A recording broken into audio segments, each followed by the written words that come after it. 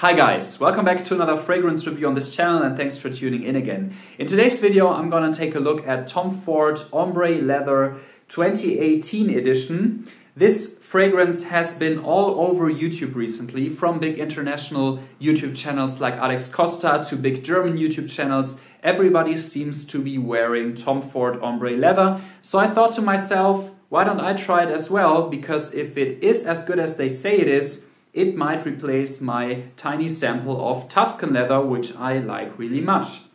So just to be clear, this is the 2018 version. There is also a 2016 version of Ombré Leather, which is part of the Tom Ford, or was part of the Tom Ford Private Blend line of scents, which is their premium lineup of scents. And from what I have heard, this is a reformulated and way cheaper version of that scent. And I was really eager to try it. I haven't tried Ombré Leather 16, so I was left with the comparison between Tuscan Leather and Ombré Leather 18, and I like one scent very much over the other, and I'm going to tell you in this video why that is the case. But before we get to that, let us first look at the packaging, which actually is really nice. Because although this isn't a click into place cap, which is, I don't know why they don't do that, because after like 5 or 6 weeks the whole thing just doesn't fit snugly anymore. And although they seem to have taken a step back from their very nice private blend packaging with this cheaper version of their paper boxes, it actually is a really nice flask because it looks young, it looks modern, and it's just timeless. I mean, you can put this anywhere and it's gonna look good. So I think you do get a lot for the price that you pay. I think the packaging is amazing, and it turns out that the projection and the longevity of this scent are also really, really good. The projection is actually on the healthy side of things, I would say, because it does project, so people will smell the scent once they get near you, but it doesn't invade anybody's private space, which is kind of the best of both worlds, right? And longevity, I can say that this lasts on my skin between 6 and 8 hours, which is really good. And on my clothes, it lasts even longer, like overnight, or maybe even longer than that. So there is nothing to be said about longevity or projection, because both are a really, really good value for the price that you pay. Now let's get to the scent, and that's where things get kind of changed up a little bit. So I would say that between Ombré Leather and Tuscan Leather, in terms of the leatheriness of the scent, there is not too much of a difference, because the leather accord is kind of similar, if not the same. So I would say that they share maybe some of the ingredients that contribute to this popular leather accord, or maybe even use the same ingredients for that exact accord. What they seem to have changed though are the notes that accompany the leather accord in each of these scents. So with Tuscan Leather you get a very nice, bright and very dry raspberry note. I would call this a not so much ripe raspberry, so it's really not sweet and more of a green type of raspberry.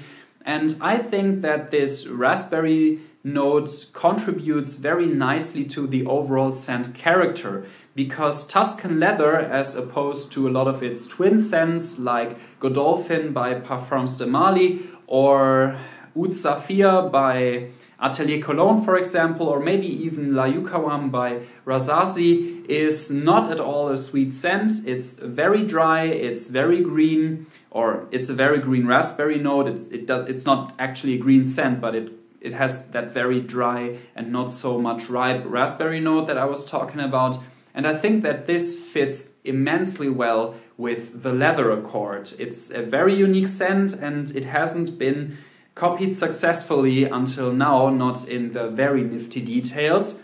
And with Ombré Leather, they switched the raspberry note, or at least it seems to me that they switched the raspberry note with a jasmine note. Now with the projection you get the leather accord. So if you spray this on the first time, you will be blasted with leather, very similar to like you were with Tuscan Leather. So I would say if other people smell the scent off you from a distance, or you get a whiff of the scent that you sprayed on in the morning, then this will be the leather accord that is inside both of these.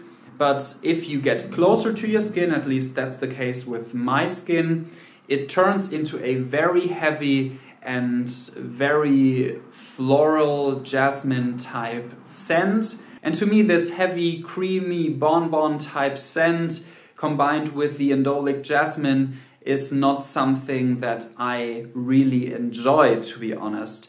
So in terms of projection, if you're just all about projection, or if you think that Tuscan leather is too extreme and you want a lighter version of that, or if you haven't ever tried a leather scent and you want something that is long-lasting and that gives you that initial blast of leather as well as the projection, then I would definitely recommend Ombré leather. But for me, I honestly don't think that this jasmine note or accord works well with this leather accord, and it just somehow doesn't work out. So I hate to say this since so many people seem to love this scent, but it's not really an alternative to Tuscan leather for me personally, and I would always choose 50 milliliters of Tuscan leather over 100 milliliters of Ombré leather. So I will probably flip this on eBay or on Fragrantica and buy a full version of Tuscan leather as soon as this sample runs out. So that wraps it up for my review of Tom Ford's Ombré Leather 2018. I highly encourage you to try the scent nevertheless, so if you find yourself near a Tom Ford boutique, then please go inside and try it for yourself, see how the scent development is on your skin. So that's about it, guys. If you like this video, please leave me a thumbs up. If you aren't subscribed yet, please subscribe. The button is just below this video. And if you want to share your thoughts on Ombré leather, then please do so in the comment section down below. I will see you guys next time. Thanks for watching and bye-bye.